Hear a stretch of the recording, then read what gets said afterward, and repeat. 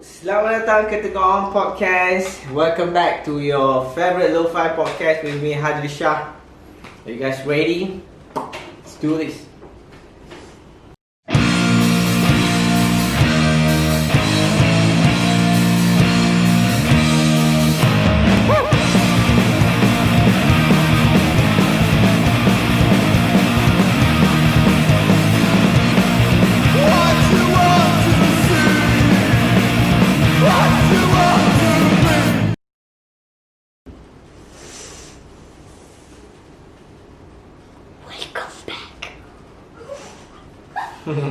Okay. Aku macam termanggu sikit nak buat perangai ni tu. Alright, so aku ada benda nak cakap sebenarnya, tapi tajuk ni is actually tajuk, kalau hang dengar, stay tune dulu, relax dulu. Sebab apa? Sebab hang mungkin rasa macam alah, tajuk ni ke Hadri tak rock lah tajuk ni, tak rock lah tajuk macam ni kan. Tapi sebenarnya tajuk ni lah yang punk rock gila. Sebab apa? Sebab aku percaya ramai orang yang dengar tengok podcast yang lebih kurang sebaya aku ataupun bawah sikit dari aku lah dan semua orang akan melalui proses yang sama. Kebanyakannya lah, kebanyakan akan melalui proses yang sama. Dan aku rasa kita patut cakap benda ni sebab benda ni lah yang terpaling penting dalam hidup. Dan jarang akan dengar benda-benda ni semua kat mana-mana podcast Melayu, podcast tanah air yang ada kat Tengkorak Podcast je. Dan hang kena ingat, apa yang kami cakap di Tengkorak Podcast bukan hang punya mesayah. Tapi kalau hang tak stay tune dengan kami untuk topik kali ni, percayalah, hang akan keluar dan jadi manusia yang tak berfikir. So, hari ni kita nak cakap benda yang pasal anak dan berapa ramai anak yang hang patut ada, serta orang panggil apa tu family planning. Yeah, family planning ni benda penting. Jarang kita dengar ni So, Tengkorak Podcast mengambil tanggungjawab untuk cakap benda yang sangat-sangat relevan dan signifikan. Sebab semua orang akan melalui proses perkahwinan dan kemudian ada anak dan jadi tua dan kemudian ditalkinkan. Okay, so berapa orang anak yang kita patut ada? Actually yang kita kena berbalik kepada satu persoalan asas, iaitu sama ada berkahwin atau tidak. Itu kan pilihan peribadi. Pilihan datangnya daripada kebebasan membuat pilihan. Tak ada kebebasan, maka kata hang tak boleh buat pilihan. So hang ada kebebasan dulu. Dan kebebasan tu adalah sepatutnya, walaupun kebebasan untuk membuat pilihan tu mungkin hang buat pilihan yang salah, tapi hang belajar kembali dan hang akan buat semula kan. Hang akan perbaiki mana yang tak patut. Tapi ada juga pilihan yang hang buat tu adalah pilihan yang perfect, tak ada masalah, bagus. Tapi untuk kembali kepada pernyataan berapa ramai anak yang hang perlu ada, dia kembali pula kepada grassroots dia. Yang asal dia adalah hang buat orang panggil apa, kebebasan untuk memilih lah. Sama ada hang nak ada anak, atau hang tak mau ada anak, atau hang nak ada anak 2-3 orang, atau nak ada anak seorang, atau nak ada anak sampai 10 orang. Tapi bab 10 orang tu aku rasa macam, aku rasa patut kita tanya orang perempuan kot kan, anak sampai 10 orang ni macam mana lah. Aku tak apa, aku pun dengar macam ngeri juga sampai 10 orang ni. Tapi kita nak cakap ni benda yang permukaan dia dulu, benda base dia dulu. Anak seorang ke, tak mau ada anak ke, tak mau ada anak langsung. Sebab dia pilihan tau. Sebab apa kalau hang tak mau ada anak, hang dan kawan-kawan hang atau family hang atau siapa-siapa pun tak boleh kata apa. Sebab yang nak menanggung, yang nak membesarkan, yang akan pikul tanggungjawab, yang akan cuba untuk menjadi yang terbaik untuk anak tu adalah hang. Bukan siapa-siapa. Bukan bapa hang, bukan mak hang, bukan bini hang, bukan laki hang, bukan kawan-kawan hang, bukan siapa-siapa, bukan ustaz yang duk bersyarah kat hang beranaklah ramai supaya banyakkan kaum Nabi Muhammad. Tak, aku rasa bagi aku benda yang penting adalah keputusan yang hang buat bersama pasangan hang untuk memiliki beberapa anak. Dan kalau hang berkeputusan tak mau pun tak ada masalah. Dia cerita dia bila hang tak mau ada anak, satgi orang main kata satgi hang sunyi tua-tua sorang-sorang, tak ada siapa nak tengok raya, tak ada anak, tak ada main balik rumah. Itu bukan cerita dia. Itu kenapa hang nak every time ada pilihan yang macam ni, every time mesti orang nak bagi keluar cerita sedih-sedih ni kan. Patutnya hang tahu, wow, that is good lah, good for you. Kalau hang rasa hang macam tu lah kan. Apa saya nak kena fikir benda-benda sedih, betul kan? Okay, so berapa orang anak adalah, dan dia kembali juga kepada family planning way. Walaupun hang target hang tu ada 6 orang anak contoh, tapi hang kena ada juga family planning. Adakah bini hang yang nak bersalinkan anak hang tu boleh tahan untuk orang kata apa, selang setahun, faham tak? Selang setahun ataupun selang 2 tahun ke, selang berapa, itu adalah asas kepada communication hang dengan bini hang, untuk bersama-sama bercakap, berbincang berapa orang. Nak buat anak ni orang kata selalu kata sedap kan, tapi tak sedapnya esok ni. Sebab apa? Kalau setahun ni tak larat weh, serius. Aku rasa benda yang paling kita nak fikir sebenarnya bukan anak kata atau anak tu beban. Don't get me wrong my friends. Yang dia adalah benda yang real lah, benda yang betul-betul fitrah dia adalah bila ada anak hang kena jaga macam-macam. So family planning tu lah paling penting sekali. So macam ada orang aku tengok bila dia berkahwin, dia tak ada anak lagi. Dia plan bila. Kalau hang tengok kan Mak Saleh pun macam tu juga. Bukan aku nak kata Mak Saleh tu bagus ke tidak, tidak. Tapi ada benda yang kita tengok tu dan kita fikir. Macam aku selalu tengok ada setengah pasangan yang kahwin dah lama tapi tak mahu ada anak. Sebab dia, sama ada dia tak mahu langsung ada anak ataupun dia memang tengah plan. Sebab dia rasa macam, oh aku tak bersedia lagi dan sebagainya. Aku juga bersetuju kalau orang perempuan katanya tak, kalau ada siapa-siapa doktor ataupun orang yang pandai pasal medical ni, hamba boleh reply atau komen balik apa yang aku discuss ni. Dia kata macam ni, orang perempuan 40 ke atas memang tak sesuai dah anak, sebab nak mengurangkan risiko kandungan tu dan baby tu sendiri. Okay, aku tak ada fakta yang lebih detail untuk kat sini, tapi aku baca yang tu dia lebih kurang macam tu lah. Tapi aku juga yakin yang kita perlu plan untuk berapa orang dan bila hang nak ada anak. Hang faham tak? Sebab bila once hang ada anak, dunia hang ni bukan gelap, bukan kabur atau kelam, tak. Dunia hang ni dah bertukar 360 darjah. Misalnya contoh aku bagi pengalaman aku lah. Pengalaman aku tak penting untuk hang, tak relevan pun untuk hang, tak signifikan untuk hang pun. Tapi aku just nak share. Macam aku, masa mula-mula aku dapat kurs, aku seronok tapi aku tak tahu nak buat apa. Faham tak? Aku tak tahu apa yang patut aku susun. Macam, wah aku masa tu lah ketika, sebab aku ingat masa tu wife aku ada, bila kami dah lama, dah macam sekarang kan. Bila kami sembang balik, wife aku dia cerita ada benda-benda kan. Tapi bukan dah lama, selepas tu aku rasa setahun selepas, tak ada lah seperti setahun aku rasa lepas kejadian tu kot. Lepas kejadian tu aku macam, aku tak tahu kat mana hang hidup hang macam, oh kat mana ni aku nak start dulu kan. Adakah aku kena berjaga pukul 3 pagi, terkebil-kebil duduk jaga bila bini hang bangun, ataupun apa yang hang perlu buat bila anak hang bangkit nak minum susu. Hang tak ada susu nak diberikan, memang bini hang, tapi perlukah hang bangkit masa tu? Kan? Kalau hang tak bangkit, jadi masalah ke tak jadi masalah? Ataupun bila nak sediakan makanan ataupun nak hantar anak pergi rumah pengasuh apa semua, siapa nak basuh baju baby, siapa nak ni kan, apa semua tu kan, benda ni. So hak aku tu, mula-mula yang aku dapat coach, aku jadi macam cempera macam kat mana aku nak start ni kan. So aku tak tahu yang wife aku masa tu, ketika tu dia perlukan aku duduk di sisi dia. Memandangkan kami ada juga adik-beradik ataupun family yang main duduk saat, wife aku perlukan aku punya attention tu kat dia. Entah. So aku tak tahu benda tu. Aku tak tahu. Aku tengok macam beras tak ada. Masa tu lah aku nak pergi beli beras. Masa tu lah aku nak pergi keluar, pergi beli ni, semua kan.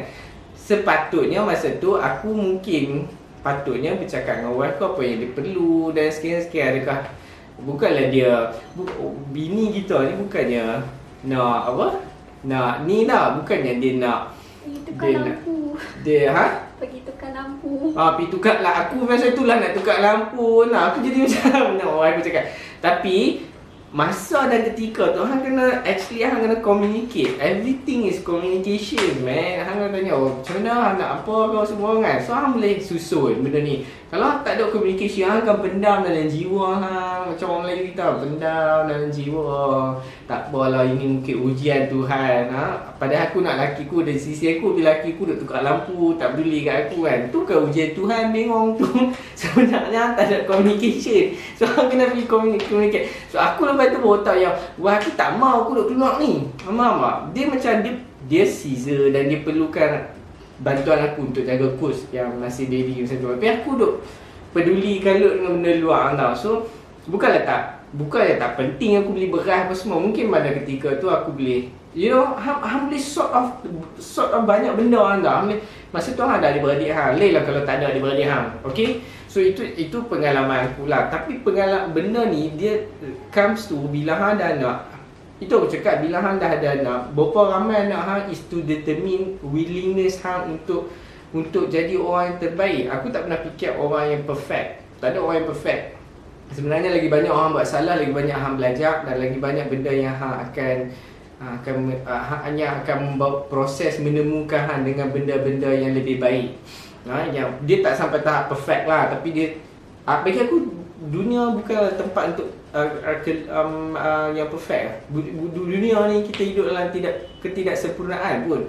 Tapi kita just nak avoid benda-benda yang anti kepada kesempurnaan. Faham maksudku? Macam 100% tapi hang nak at least benchmark 80 ke 90 hang macam tu lah. So macam aku cakap tadi lah, bila hang nak ada anak, kata anak ramai ke satu ke, itu berbalik kepada hang. Tapi family planning is very important because yang nak beranak ni bini hang, yang nak bagi susu bini hang, yang nak sakit apa semua tu bini hang. Jadi hang yang tak berapa sakit, hang yang jenis macam hang ni yang memberi kan, ejen pemberi kan. Sperm hang tu akan menentukan buat segala-galanya kan. Bukan sperm hang yang menentukan sebenarnya. Dia, hang nampak tak? Dia bukan superior tau. Baru aku terfikir, dia bukan sperm hang. Dia kena bini hang benda sama. Baru benda tu jadi, betul ya? Jadi kalau dua benda tu pun sebenarnya memerlukan mutual punya, orang panggil apa, kerjasama, apatah lagi dalam perancangan. So aku sangat bersetuju dengan perancangan. So hang rancang lah ada anak berapa pun, tapi benda yang lebih penting bagi aku adalah bila hang kata contoh hang nak ada anak, oh aku suka budak-budak. Sebab apa weh? Sebab apa hang suka budak? Aku memang kalau balik kampung layan anak nakal aku main aku kuasa aku bully kan. Nah man, you have to be real. Bila hang ada anak nakal tengah malam pukul 3 pagi, bukan hang yang duk suruh nenek hang untuk anak hang weh. Faham tak? Ini 3 pagi hang tau. Dan bila hang yang suruh nenek bagi anak hang minum susu, laki hang tak bangkit, laki hang terkangkang sampai pagi, dia akan jadi masalah.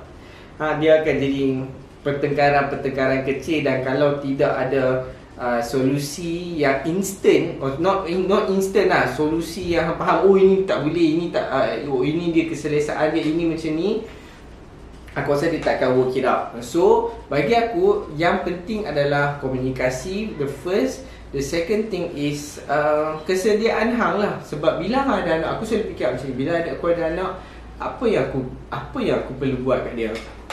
Hang kena ada dengan dia weh. Hang kena create moment tu. Anak memang ingat macam kita kan. Dia ingat apa bapak kita buat kita kan. Macam tu anak hang nak ingat hang main bola kan dia. Contoh, anak hang nak ingat dia pergi makan ice cream dengan dia, having a good time. That was a good time. Aku ada one time bila aku tengok kan, ada seorang tu dia cakap kat bapak dia kan, dia kata, oh this is the best day ever lah dad. Aku rasa macam wow, benda tu bila anak hang cakap kat hang kan, this is the best day ever dad, I will not forget this moment. Hang rasa macam memang betul sampai dia mati esok ni pun dia akan ingat moment tu. So tanggungjawab ni berat ni sebenarnya. Itu cerita baru saya baby hang nak bangkit apa semua kan. Lepas tu bila anak dah nak sekolah esok, hang nak hamba-hamba, hang nak kena bertanggungjawab lah. Nak kena asah pensel dia, hang nak kena sekali-sekala nak semak homework dia. Ataupun hang tak buat, wife hang buat benda yang penting. Macam buat contoh lah kan, wife hang yang duk tengok nak hang punya homework, hang buat lah benda lain, sapu sampah ke buat benda lain lah. Jadi benda kerja balance tau. Aku rasa benda yang paling aku meluat sekali dengar tu, sebab aku cakap hang kena dengar topik aku cakap ni. Sebab apa? Aku meluat gila dengar cerita pasal lelaki dan perempuan, siapa lagi bagus, suami dan isteri, siapa lagi banyak buat kerja. Aku macam shit man. Sebab hari-hari orang duk cakap pasal benda ni tau. Orang tak cakap macam lelaki perempuan apa yang dia boleh buat untuk build dia punya family. Aku tak kata benda ni semua benda yang Tegur Hang Podcast bukanlah satu platform yang kata hang buat benda ni kami bukan nak jadi mesaya aku bukan penyelamat orang tau. Tapi aku just bagi tahu sebab apa yang aku tengok dan apa yang aku lihat, dan aku cakap lah. Hang nak cakap, hang buat lah podcast hang sendiri. So yang ni hak yang kita cakap berapa orang anak ni adalah satu adalah pilihan hang. Anak-anak okay, go for it. So hang kena plan bila nak ada anak. Hang kena plan. Hang memang kena plan ni. Kalau hang tak plan, dan aku rasa macam mungkin terlupa. Tapi kalau hang terlupa, memanglah plan hang tak smooth lah. Tapi along the way hang akan belajar macam ni. Anak aku baru 8 tahun. Aku ada banyak lagi time untuk belajar. Aku rasa semua orang pun sama. Dan kita meneliti hari-hari tu, dan kita kena sentiasa beringat yang kita kena bertanggungjawab lah. Bukan untuk anak je, untuk bini. Bila hang bertanggungjawab untuk diri hang akan bertanggungjawab untuk bini hang, akan bertanggungjawab untuk anak hang lah. Especially hang nak tengok anak dia, hang nak hantar dia pergi sekolah, dan hang nak provide dia penting. Hang nak dia ada simpanan. Faham? Hang nak ajak dia untuk jadi orang yang baik. Hang nak apa lagi dia? Hang nak hantar dia pergi sini, hang nak pergi hantar dia pergi kelas sini, hang nak bagi sepenuh perhatian kat dia. Abah jom tengok bola sekali bah. Hang tak ada. Tak boleh lah abah malam ni nak pergi lepak dengan kawan kan. The fuck man. Tengok kita cakap, macam mana hang nak buat macam ni? Kalau hang tak bersedia untuk benda-benda macam tu, hang faham tak? Hang tak boleh harapkan semua kepada bini hang, ataupun bini tak boleh harap ke semua kepada lelaki.